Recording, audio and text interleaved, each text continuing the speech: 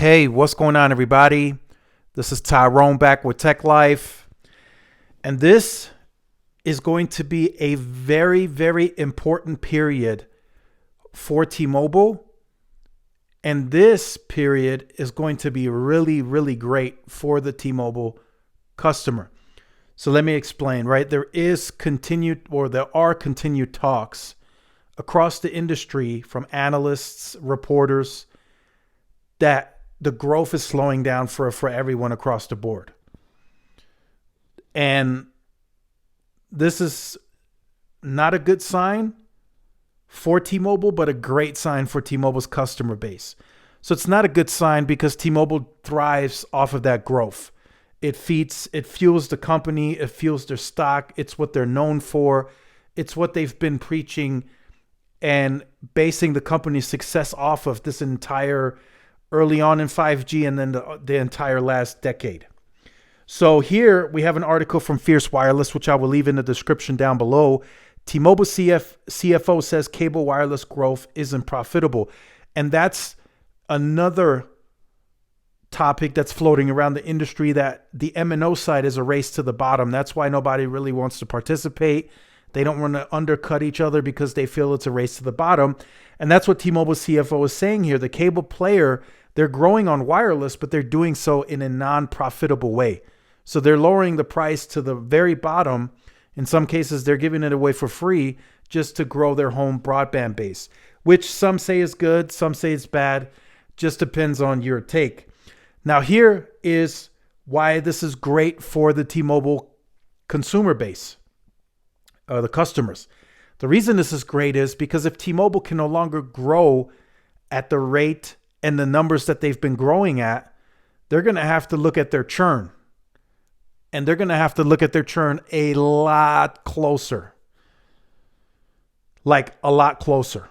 So if they can see like, okay, whoa, wait a minute. You know, we're looking at the numbers. We're looking at the run rates. We're looking at everything.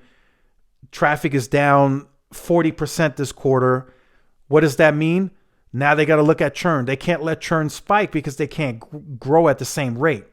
So in order to post, better numbers with the slower growth, they're going to have to keep the churn as low as possible.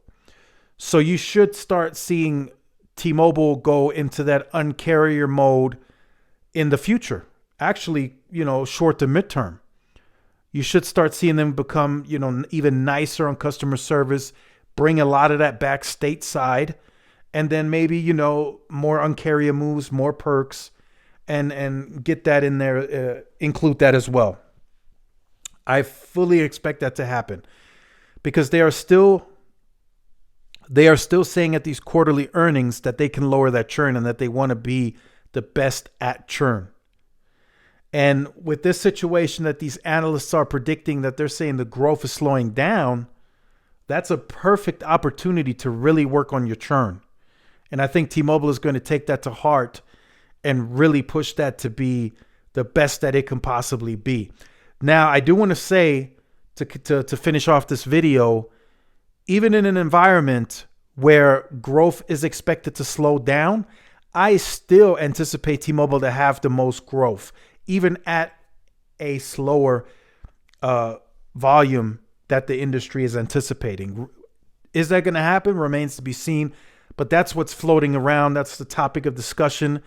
And I think that's a perfect opportunity, like I said, for T-Mobile to really focus on that churn and get that as low as it possibly can get. So that kind of balances out the slower growth. Now, how does T-Mobile achieve that? Like I said, better customer service. It's already, pretty decent, but they need to bring some of that stuff back stateside, right? John Fryer's in charge of that. They need to get the business accounts back on the stateside. They need to get home internet stateside. Home internet is 100% outsourced. I've asked that question several times. I've been told every time you get connected to the home internet department, it's 99.7 or 8% outsourced. You're going to have a rep overseas. And that worsens the experience for some, right? It just does. I'm just being honest here. I've seen it in the comments. I've heard it personally in person. It worsens the experience. So that there's so in other words, there's room for improvement always, of course, but T-Mobile has a lot of runway to improve that quite significantly in the coming quarters. There's Q1 is ending at the end of this month. Then we should get quarterly earnings call end of April, early May for T-Mobile, depending. And then we're in Q2. And then we're in Q3, Q4.